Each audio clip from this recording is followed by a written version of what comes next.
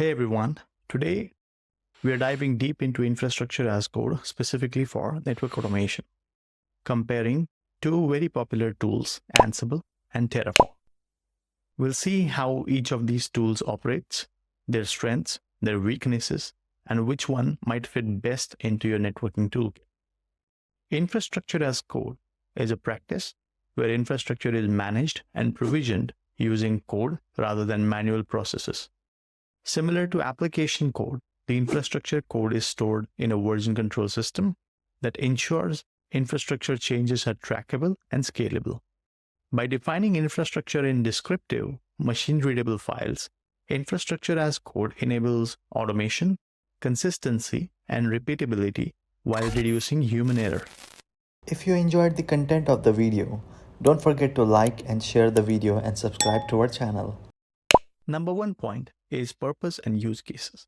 So Terraform is a provisioning tool, which means it is designed to provision the servers or infrastructure itself, as well as the rest of your infrastructure like load balancers, data centers, networking configurations, etc. Ansible, on the other hand, is a configuration management tool, which is best suited for installing, configuring, and managing existing infrastructure efficiently. The second point would be mutable versus immutable infrastructure. So Terraform naturally aligns with the immutable infrastructure, which means new deployments are entirely new configurations, which means the configurations are not deployed in an incremental approach, which helps you with preventing configuration drift. Configuration bugs become easier to diagnose because every device configuration is identical, predictable, and thoroughly tested. Ansible, however, tend towards the mutable infrastructure. Configuration changes over existing infrastructure is done in incremental order, potentially which causes configuration drifts. For example, if you need to update an access control list or a routing policy on a Cisco iOS router, you would directly modify the existing device configuration using Ansible playbooks.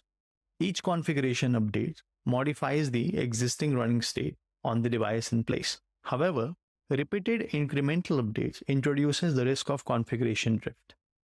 The third point to compare would be declarative versus procedural approach.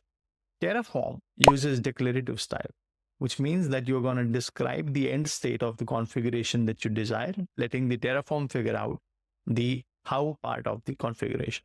So with declarative code, because all you do is just declare the end state that you want, and Terraform figures out how to get to that particular end state.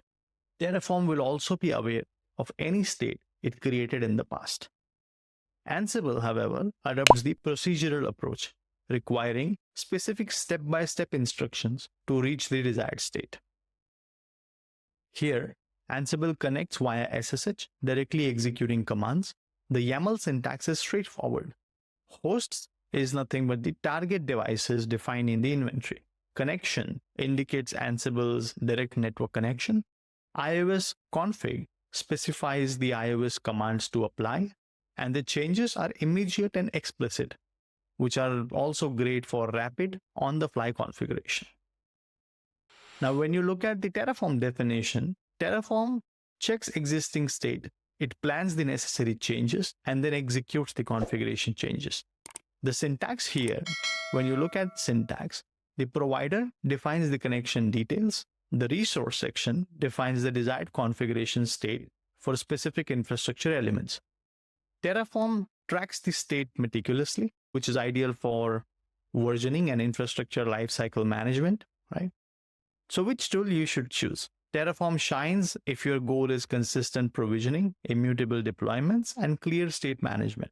Ansible, however, is perfect for ongoing configuration management, immediate adjustments, and flexibility in managing complex configurations. For network engineers, often the best solution is to use them together. Terraform for structured provisioning and Ansible for detailed day-to-day configurations.